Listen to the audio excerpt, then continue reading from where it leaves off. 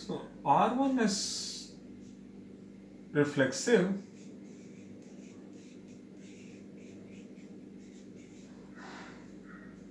and R2 is reflexive.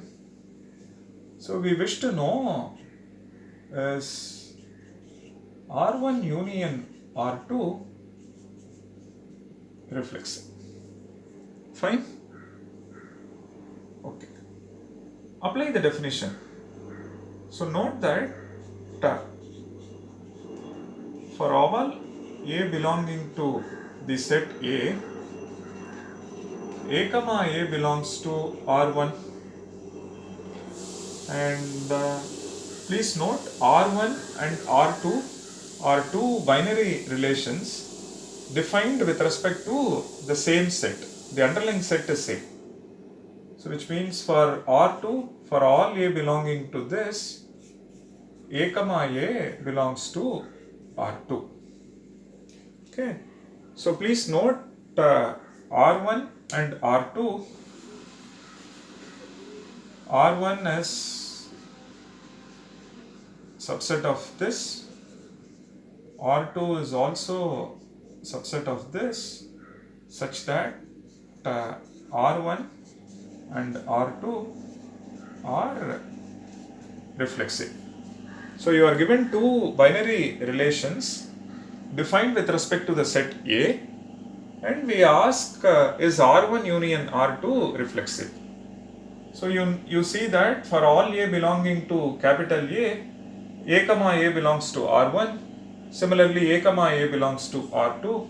So from these two, you can conclude that for all A belonging to this, A comma A belongs to R1 union R2. Not just that, for all A belonging to this, A comma A belongs to R1 intersection R2 as well, which means R1 union R2 is reflexive. On the similar line, R1 intersection R2 is also reflexive. But if you look at the operator set minus, it says elements in R1 but not in R2. So which means A comma A belongs to R1, A comma A is also part of R2. So which means in R1 minus R2, so for all A belonging to this, A comma A does not belong to R1 minus R2.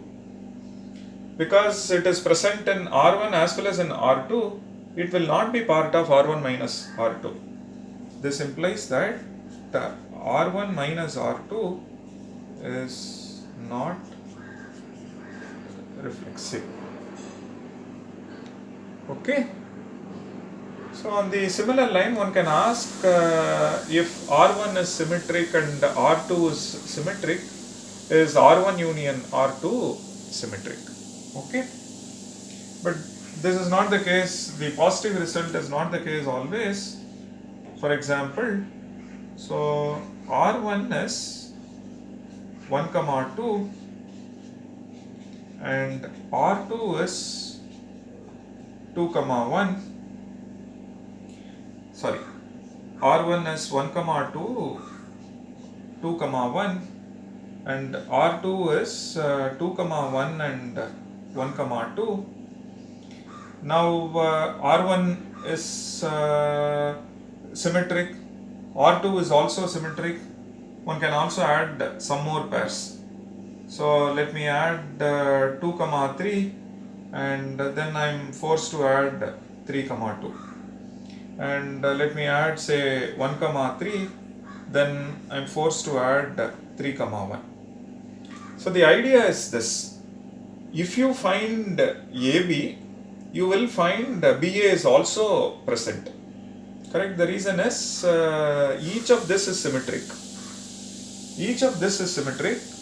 Now if you look at R1 union R2, Now the question is R1 union R2 symmetric? On the similar line, we ask is R1 intersection R2 symmetric? Okay, which we shall see now. So given that R1 is symmetric and R2 is symmetric, as always, both are defined with respect to a given set. And we want to know is R1 union R2 symmetric and R1 intersection R2 symmetric. And we saw a couple of examples. For example, with respect to this, you see that 1, 2, 2, 1, 2, 3, 3, 2. This one is symmetric. And 2, 1, 1, 2, 1, 3, 3, 1. This one is symmetric. Now you take the intersection is symmetric. And you take the union, and union is symmetric. Now we want to know, is this true in general? Interestingly, the answer is yes. So to show R1 union R2 is symmetric, so what are we supposed to show? We need to show that if AB belongs to R1 union R2, then BA is also part of R1 union R2. This is what we need to show. Okay. So if A comma B belongs to R1 union R2, then A comma B belongs to R1 or A comma B belongs to R2. It is inclusive R. It may be possible that A comma B belongs to just R1 but not this, or it may be part of both as well. And we know that R1 is symmetric, that's given to us, and R2 is symmetric. Since R1 is symmetric, if A comma B belongs to R1, we know that B comma A belongs to R1. Again, A comma B belongs to R2, which means B comma A belongs to R2. This implies that B comma A belongs to R1 union R2. Not just that, B comma A belongs to R1 intersection R2. So from this you can conclude R1 union R2 or R1 intersection R2, they also satisfy the property symmetricity. So I repeat this part, you are given this fact, R1 is symmetric and R2 is symmetric. We wish to know, is R1 union R2 symmetric or R1 intersection R2 symmetric? And to show that R1 union R2 is symmetric, we know that if AB belongs to the relation, then we should prove that BA is also part of that relation. And if AB belongs to R1 union R2, then it is union, then A comma B belongs to R1 or A comma B belongs to R2. This is inclusive R. It may be the case that AB is part of both. Since R1 is symmetric, if AB is present, then BA is also present. Similarly, if AB is present in R2, BA is also present. So from this you can conclude BA is part of the union, BA is also part of the intersection. With this you can conclude R1 union R2 is symmetric as well as R1 intersection R2. Now, can we extend this idea and ask if R1 is transitive and R2 is transitive, so does it imply that R1 intersection R2 is transitive and R1 union R2 is transitive? Okay, so we will attempt a proof very similar to what we did for reflexivity and symmetricity. So let's attempt R1 intersection R2. So what are we supposed to show? If A comma B and B comma C belongs to R1 intersection R2, then we need to show that A comma C belongs to R1 intersection R2. So this is what we need to show. So from this we can say A comma B and B comma C belongs to R1 and A comma B and B comma C belongs to R2.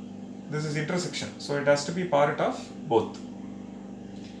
And we are given the fact that R1 is transitive and R2 is transitive.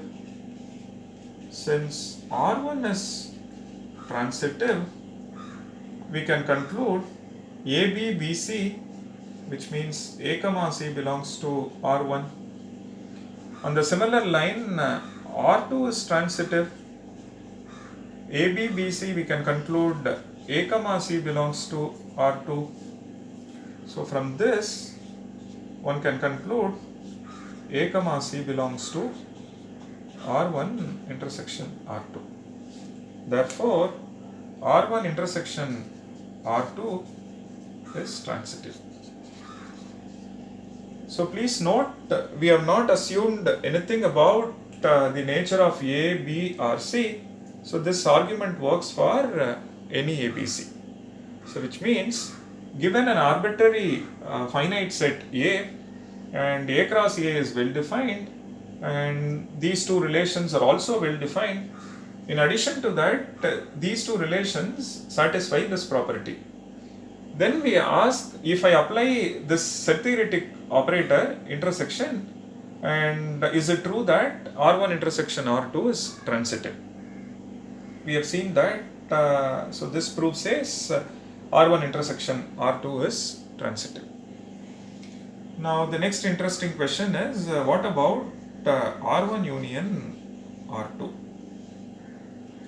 And as I mentioned earlier, not all operators satisfy the property. For example, this one.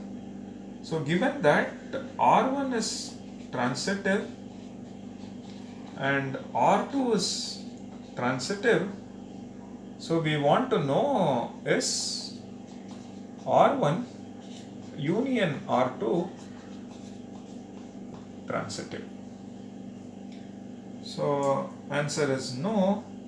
For example, let's take A as 1, 2, 3 and R1 is say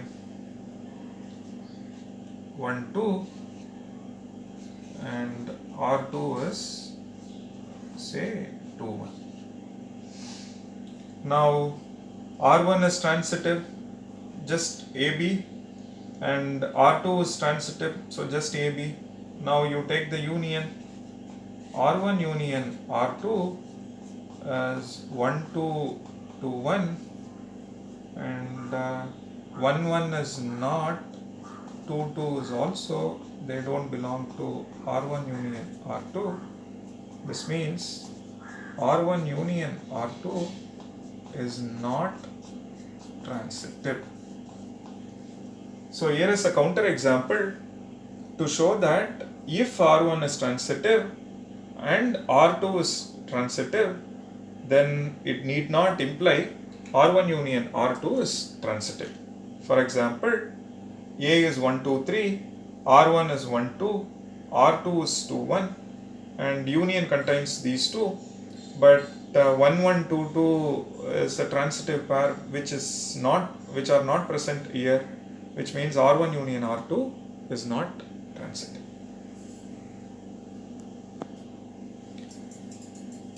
So continuing our discussion, we ask this question: R1 is an equivalence relation, R2 is an equivalence relation. So which means each of this satisfy three properties: reflexivity, symmetricity, and transitivity. Then we ask, is the union an equivalence relation, intersection an equivalence relation? So please note, we saw this, right? R1, R2, if both are reflexive, then R1 union R2 is also reflexive. R1 intersection R2 is also reflexive. If R1 is symmetric, R2 is symmetric, intersection union is symmetric, intersection is also. If R1 is transitive, R2 is transitive, union need not be transitive, and R1 intersection R2 is transitive. So what is this telling us? Which means R1 union R2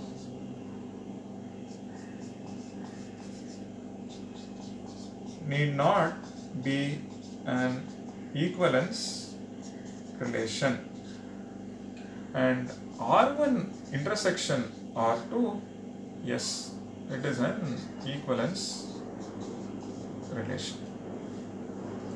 So which means, to get a counter example, you have to choose A, you have to choose R1, you have to choose R2, such that R1 is an equivalence relation, R2 is an equivalence relation. So let me take A as 1, 2, 3, and R1, it has to be an equivalence relation. So which means it has to be reflexive, it has to be symmetric, it has to be transitive. So 1, 1, 2, 2, 3, 3. So now this is also reflexive, symmetric, and transitive, but what we need is the union should not be.